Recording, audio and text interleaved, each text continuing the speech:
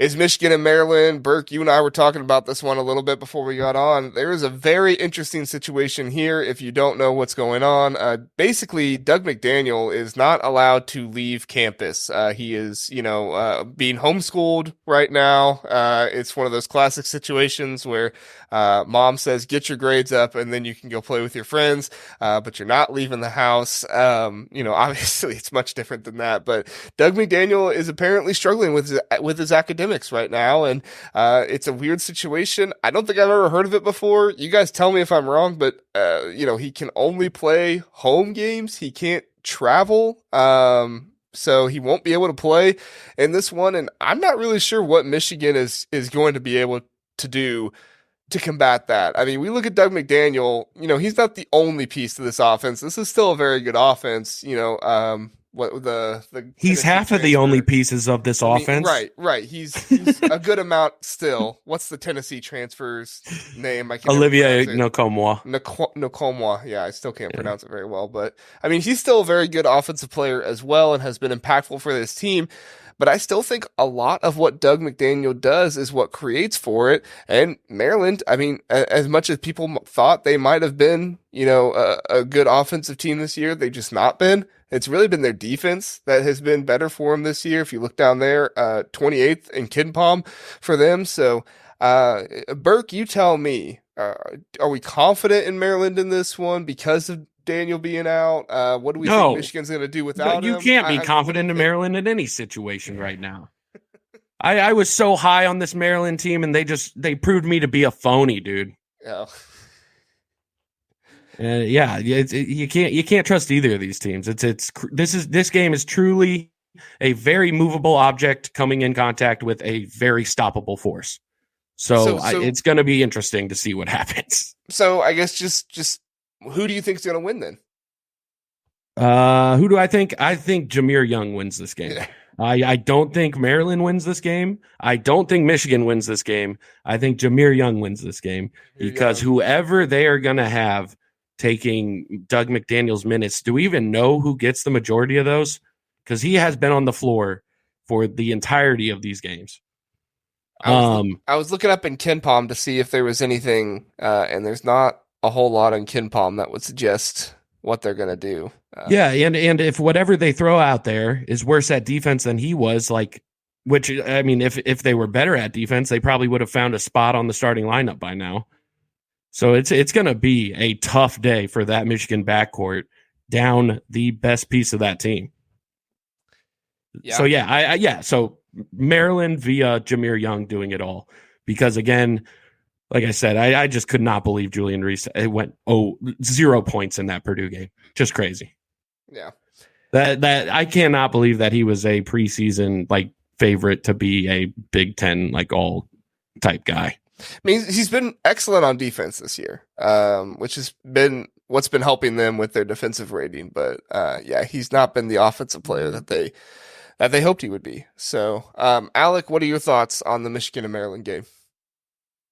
Yeah, this is probably going to be one of the worst games that I will be watching, because I agree with Burke. Jahmir Young is going to win this game, and nobody else. I mean, this Maryland team just cannot shoot for the life of them. Michigan is they're not a bad defensive team, but they're not. They're actually never mind. No, they're bad. But Dug McDaniel has been a spark for all the action that they do, because he's a quick and small guard that's been able to really get downhill and use some of his skill set. I mean, I don't really know who's going to replace him. I mean, Jalen Llewellyn, I haven't really paid too much attention to Michigan so far. Will we see him? Maybe. He hasn't really played all that much coming off that torn ACL. Yeah, I agree. I was trying to look at KenPom to see who would take over a lot of his minutes, because I mean, if you look at the team page, he's the only guy listed as a major contributor. The next highest guy is Olivia Nkomwa, who is a significant contributor. Right. So it's going to be tough. Namari Burnett's going to have a lot on his shoulders at the other guard spot to try to do something. But I think it's going to be Jalen Llewellyn. We're going to see what he can do. This is going to be an ugly game. I'm with Burke. I think Jahmir Young wins this game. He puts up another 20-plus performance. I think there's probably going to be one other guy from Maryland that even puts up 10. I think we're looking at like a 60 to 50, or I'll go with like a 68-61 game, but like an ugly 68-61 game where like nobody feel, even if Maryland wins, they don't feel particularly good about it either. Yeah, I mean, I could see Jahmir Young just kind of having his way with this one. The KenPom prediction is 71-69 Maryland. I don't know if KenPom has adjusted for Dug McDaniel being out, but I mean, I completely agree. I think, Burnett, is he going to be able to take over as the guard to help in this situation?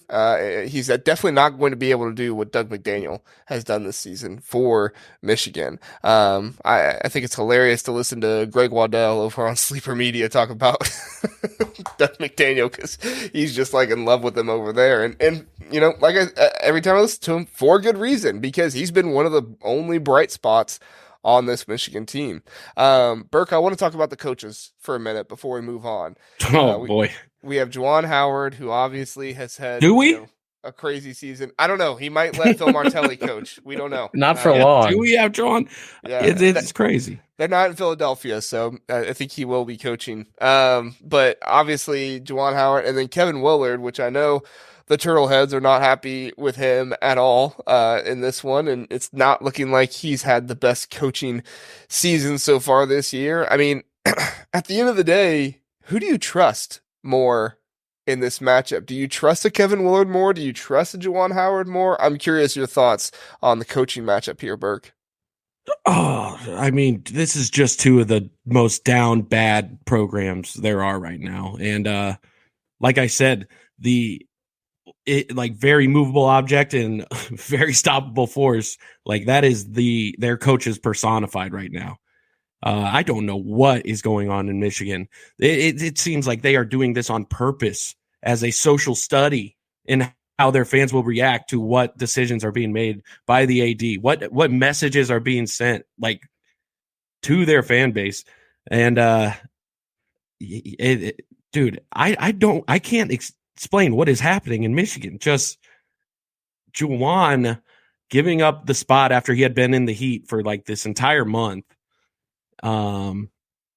It's just so bizarre, but it's so interesting, and I'm gonna watch the hell out of this like a car crash, man. It's gonna be awesome. Like a car crash. And if you are wondering to yourself, well, why are they down so bad? Maryland's 11-3 and Michigan's 9-6. I had typoed the standings there. My apologies. Michigan is 6-9, and Maryland is no. But who do I trust more? They're 9-6. So who do I trust more? It's begrudgingly Willard, just because they're at Maryland. Of course, like I saw in the last game against a number one opponent, they had 14,000 in attendance, which, I mean, maybe there was the same storms. Was that could have played a factor? I think it was the students weren't there. But even then, man, it's the number one team in the country. Right. That's crazy. And I do feel a kindred like spirit with them, because like I think they would identify majority as a basketball fan base as opposed to football. If you look at their football crowd. Yeah, exactly. And just having that many seats empty when you have the number one team in the country visiting, that's absurd to me. Yeah. Well, pray for the Michigan fans who are starting to pay attention to basketball. Oh my God. they football season's over, and it was a great season for Michigan, but I have a feeling there's gonna be some Michigan fans who go over to basketball and they're like, ew, what's going on? Where's Hunter Dickinson? I know that'd be me if I was, if my Ohio State Buckeyes were having the season, I'd come over to Ohio State and be like, ew, what's going on? This is not what we signed up for. Alec, real quick, same question to you. Who in this coaching matchup do you tend to trust more, Juwan Howard, Kevin Willard? What are your thoughts? I would say Willard, at least a little bit less begrudgingly than Burke, only because I've seen the guy coach in the Big East for about a decade now at Seton Hall. I've seen this guy up close a lot when he's been coaching the Pirates, and he's at least a steady presence, not a overly high or low, but he's steady. And there's not a ton of confidence right now with Maryland, but you feel like things aren't going to completely fly off the rails even if they have sort of completely flown off the rails. But Willard will never let it feel like that, even if he'll give you some, little backhanded notes in the press conferences after the fact. Michigan is flown off the rails. They have crash landed on the ground after flying off of said rails. I have never seen a weirder week for a basketball program the whole season. Juwan underwent open heart surgery, which is obviously no joke. Props to him for coming back, still wanting to come back to his team. But then you give up the head coaching spot to your assistant coach, who was the head coach before, because he's back in the arena that he used to coach in. It just felt like a soft launch of firing Juwan Howard. I don't know who signed. Juwan signed off on it. Sure. I don't know why. And then your best player is suspended due to academic issues, but only for home games. I mean, one would assume he spends a lot of time doing basketball things at home as well at Michigan. It just feels like there's never any accountability in that program for anything. And their best, I'll finish it off with this. Their best player right now is on basketball house arrest. That's what this program has devolved into. It's shocking. I mean, there was accountability there when John Beilein was there, but ever since he's gone, doesn't look like it as much. So, thanks for listening to the Big Ten Huddle. Please do like and subscribe. We appreciate that. If this was your first time listening, we are the Big Ten Huddle. We cover all things Big Ten football and basketball. We have a long episode every Sunday, Tuesday, and Wednesday night, all at 9 o'clock. So come in, check us out, get in the chat, let us know what you're thinking. We would love to have you join us and learn more about the Big Ten.